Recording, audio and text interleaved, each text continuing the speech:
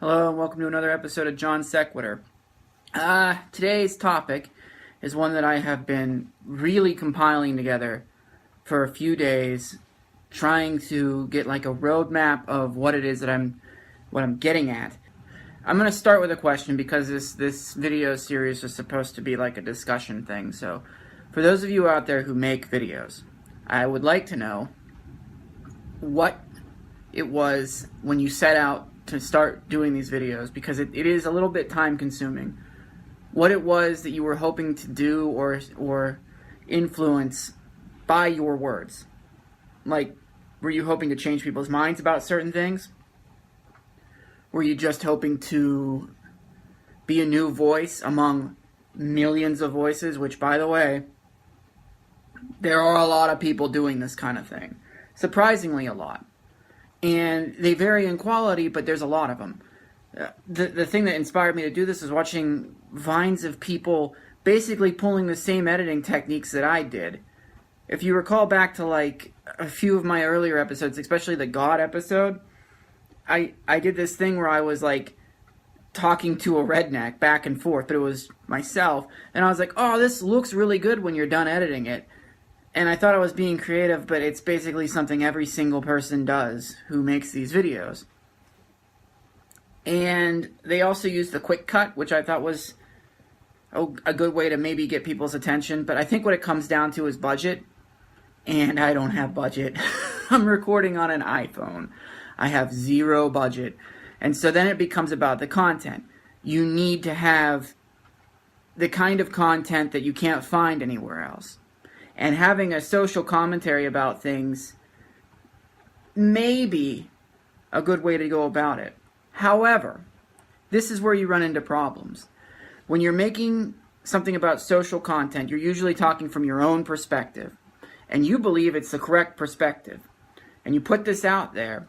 And when you're first starting out and you don't have a large following to push this to, and you don't have a lot of budget to advertise or anything like that, what you get is a bunch of people who already agree with you, who don't really care, and they can hear this anywhere.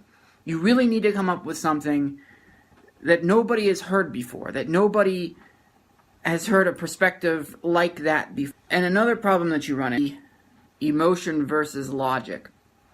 And when I came out with this video series, my thought was get people to think in a realistic, logic, reasonable way. Not like a way of, this is how it's always been, so this is how I have to think. Or, it's taboo to think this way, so don't do that. Don't even try it. I wanted people to think reasonably. Where this becomes an issue is when you are emotionally locked in on a side of an opinion. Let me give you an example. If you know somebody who's been killed in a drunk driving accident, then there's no way what I'm about to say to you is gonna resonate at all. But whenever somebody does murder somebody and they were drunk behind the wheel, the most common thing that you hear is, he has no regard for human life. I don't think a drunk driver got into the car and said, if I hit somebody, well, fuck it. Granted, they did make a mistake by getting into a car after drinking. There are many steps along the way they could have taken before they were too intoxicated to make good decisions to get into that vehicle. But they didn't get into that vehicle with the hope and intent of killing somebody. Now, you tell that to somebody who has had somebody close to them die in a drunk driving accident. They won't have it. And it's because their emotion it's so strong against drunk driving, and it's such an evil thing that took away something that they knew. They can't possibly shed that thinking. They can't. It's not allowed, and that's part of being a human. You can't always think reasonably. You can try, but it's just too hard. And sometimes I think maybe people who do think reasonably either fall on like what would be considered like the psychotic scale, or it's like they don't have empathy. It's almost like they don't have empathy. At least it seems that way, because they don't say, well, human beings, blah, blah, blah, and they go, this is how nature works. We are humans, we are animals, this is how it works. And that kind of thinking isn't necessarily how society works. So if you're making a video that is against somebody's beliefs, if they do happen to stumble upon it, which they probably won't because they'll see what it's about and they'll say, I disagree with it already, I'm not going to go in there. But if they do and they see what's being said, very rarely are you going to come up with the right combination of words to make them go, oh, you know, I never really thought about it that way.